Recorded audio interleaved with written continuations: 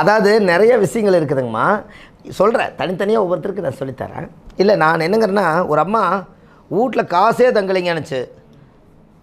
ஏதாவது எனக்கு காசு கிடைக்கிற மாதிரி ஒரு பரிகாரம் சொல்லுங்கன்னுச்சு. நான் கேட்டேன், நீ என்ன பொட்டு வைப்பீங்கன்னு கேட்டேன். நாங்கள் எல்லா பொட்டும் வச்சு பார்த்துட்டோம்ங்க, காசே விளையணுச்சு.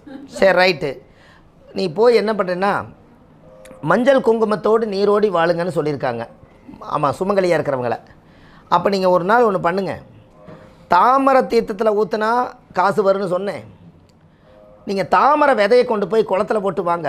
அது முளைச்சி ஒரு நாள் தாமரையாக வந்தால் அது எப்போ வருதோ அன்றைக்கி உங்கள் வீட்டில் காசு தங்கும். அதனால தாமரை விதையை போட்டு வந்துடுங்க. வரும்போது தாமரை தண்டை எடுத்து வீட்டில் நீங்கள் நல்லா உரசினீங்கன்னா, சந்தனமாட்ட உரசினீங்கன்னா ஒரு பிசு பிசுன்னு வரும். இதில் குங்குமத்தை சேர்த்து இனிமேல் தாமரை போட்டு வைங்க, நல்லா இருக்குன்னா காசு வந்துட்டு இருக்குது. எப்படி என்னங்க ஐயா? ஐயா அதோட எசன்ஸ் தானே அது. என்னங்க ஐயா? என்னங்க ஐயா? ஏதோ ஒரு கெமிக்கல் போட்டு வைக்கிறீங்க, இதுக்கு அது பரவாயில்லையில்ல. என்னங்கம்மா?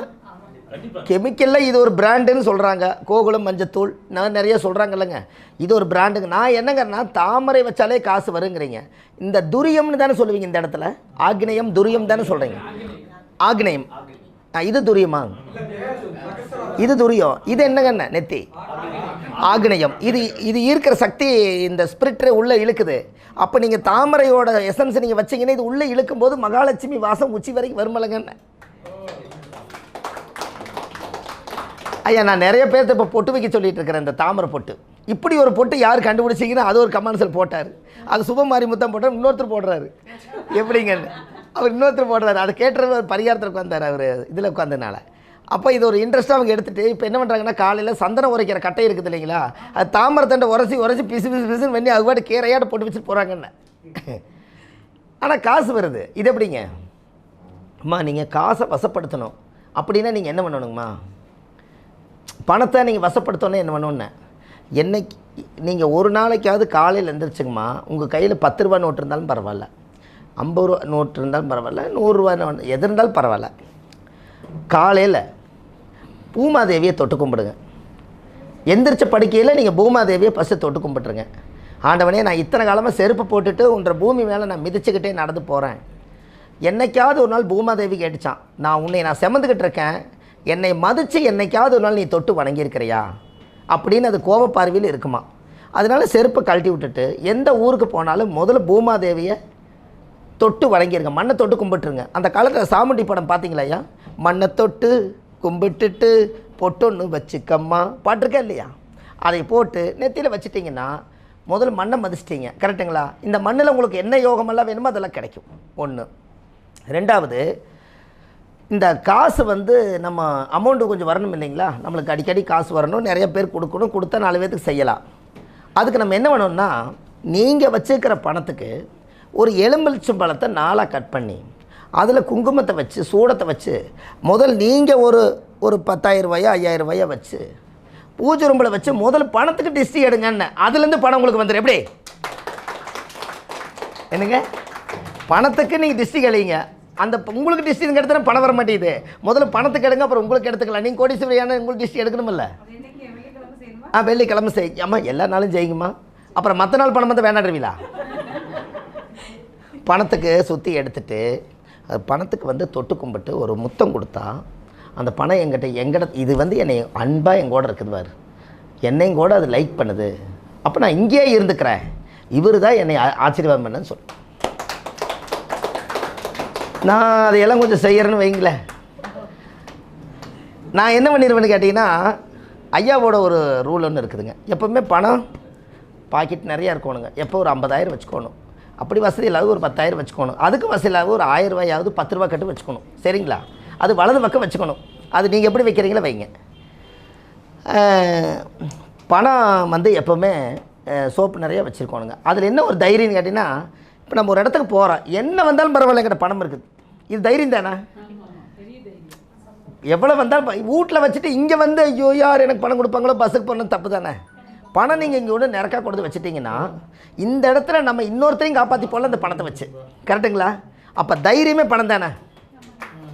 இங்கே ஒருத்தருக்கு ஏதோ ஒரு சூழலை, ஐயா எங்களை பணம் இருக்குது நடங்க நம்ம கூட்டி போய் அவரை காப்பாற்றிடலாம், அந்த எண்ணம் வர்றதுக்கு முதல் துணிச்சல் எது கொடுக்கும்?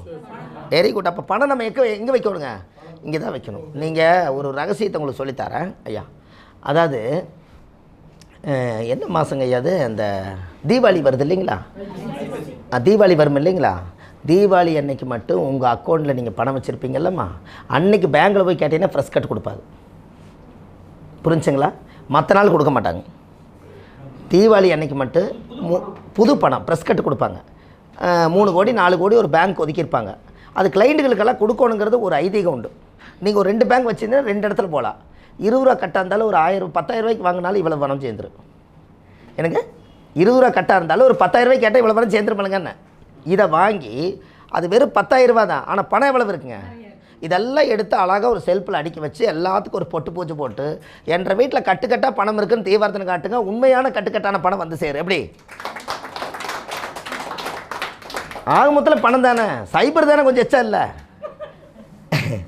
சைபர் தானே கையா கொஞ்சம் எச்சா இல்லை. உங்களுக்கு என்ன பிரச்சனை? கரெக்டுங்களா? நான் வந்து இந்த ப்ரெஸ் கட்டெல்லாம் வாங்கி ஆஃபீஸ் ஸ்டாஃபுகளுக்கெல்லாம் வேலை செய்கிறவங்களுக்கெல்லாம் அன்னைக்கு நான் கொடுக்குற போனஸ் வந்து இந்த ப்ரெஸ் கட்டை கொடுப்பேன்.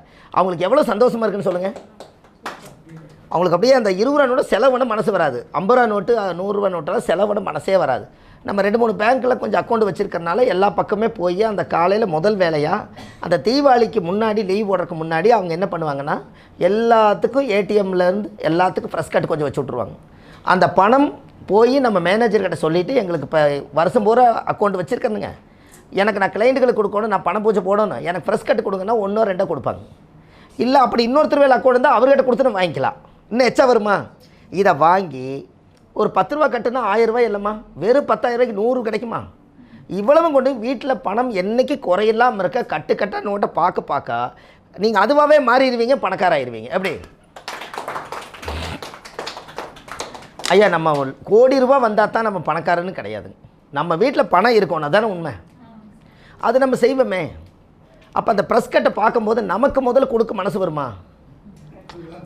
எனக்குய்யா அங்கெல்லாம் பயிருமல்ல.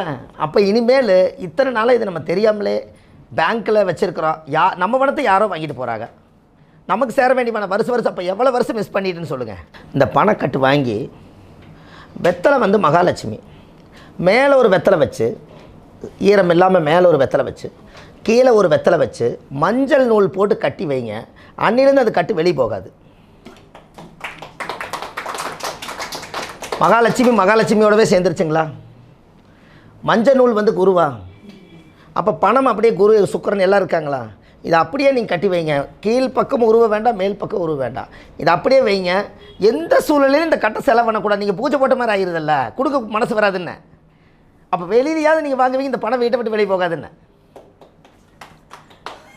நீங்கள் இன்னொரு விஷயம் சொல்கிறேன், எங்கள் பாணி சொல்கிறோம், பீரோக்குள்ளே தானே காசு வைக்கிறீங்க. அந்த பீருவாவுக்குள்ளே ஒரு நூல் போட்டு நீங்கள் பணத்தை கட்டாதீங்க. அந்த கட்டை கட்டிட்டு அதை பிடிச்ச இன்னொன்று கட்டி விடுங்கன்னு. அது இப்போ பணத்தை கட்டி வைங்க, பணம் ஓடாதல்லன்னு. ஆமாம், உங்களுக்கு புரியல.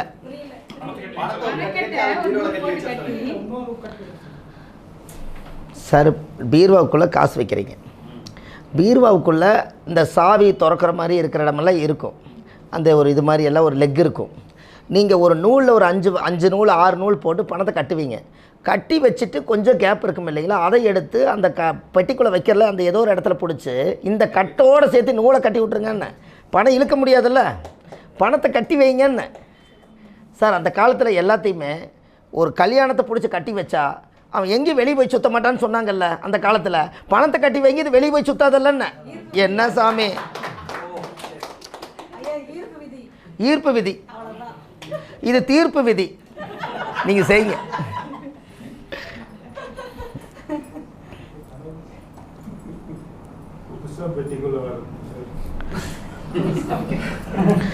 தீர்ப்பு விதி ஏனுங்கய்யா, இதெல்லாம் இன்ட்ரெஸ்டாக போகுதுங்களா உங்களுக்கு? என்னங்கய்யா, உங்களுக்கெல்லாம் மகிழ்ச்சியாக இருக்குதா? நீங்கள் இதெல்லாம் மகிழ்ச்சியாக இருக்கீங்களான்னு கேட்குறேன் நான். என்னங்கய்யா, தூக்கமே போயிடுச்சு ஐயா, தூக்கம் போயிடுச்சு இல்லைங்களா? எனர்ஜியாக இருக்கணும் ஐயா. காசுக்கு நீங்கள் நல்லா யோசிச்சு பாருங்கள். அந்த காலத்தில் பணத்தை எல்லாமே சேட்டுகள்லாம் பார்த்தீங்கன்னா கட்டில் கீழே போட்டு உட்காந்து மகாலட்சுமிக்கு மேலே தான் உட்காந்து பேசுவாங்க. புரியுதுங்களா? மகாலட்சுமி கீழே போட்டு உட்காந்து மேலே பேசுவாங்க. எதனால தெரியுங்களா? நீங்கள் எந்திரிச்சாலே பணம் ஓடி போயிருந்தா அவருக்கு தெரியுதா இல்லையா சார்? தெரியலையே உங்களுக்கு நான் சொல்கிறது. பணத்துக்கு பணம் பூரா கீழே தான். ஏதாவது கேட்டால் என்ன மாமு, சரி இந்த புடி அப்படின்னு கொடுத்துட்டு இதை வாங்குன்னு உள்ளே வச்சு உட்காந்துக்கல. அப்போ அது என்ன காரணம்னா, அவங்களும் மகாலட்சுமி மதிக்கிறாங்க. என்னை விட்டு போயிடக்கூடாது, 4 ஆள் 4 பக்கம் உட்காந்துருக்குது, உள்ளே பணம் இருக்குல்ல. கரெக்டுங்களா? அப்போ அவங்க என்ன பண்ணுவாங்கன்னா, அந்த வலம்புரி சங்கு, அந்த மகாலட்சுமியுடைய படம், இதெல்லாம் அந்த எடுத்து இப்படி ஓதும்போது மகாலட்சுமி என்ற வீட்டுக்குள்ளேயே உட்காந்து அவங்க அந்த மந்திரம் தான் சொல்லிக்கிட்டே இருப்பாங்க. அது 1 கோடி மந்திரம் நீங்கள் சொல்லிட்டீங்கன்னா, அது எங்கே இருந்தாலும் என்னை அதிகமாக கூப்பிட்டது இவங்க தானே சொல்லி அவங்ககிட்ட வந்து உட்காந்துக்கும்னே. இதுக்கு நீங்கள் ஒரு கை தட்டிடுங்க. 1 கோடி அல்ல. என்னங்கய்யா? இல்லை, அதாவது என்னென்னா, ஓ மகாலட்சுமியாய நமக, மகாலட்சுமி கிரகாய நமக, மகாலட்சுமி தேவாய நமக, மகாலட்சுமி தேவ பிரகாய நமக, மகாலட்சுமியே என்னோடு வாழ்ந்து என் காலம்பூரம் நீ இருக்கணும்னு சொல்லி ஒரு விளக்கு பற்ற வச்சுட்டு நீங்கள் பாட்டுக்கு ஒரு ஓதுங்க, சரியாயிரும்.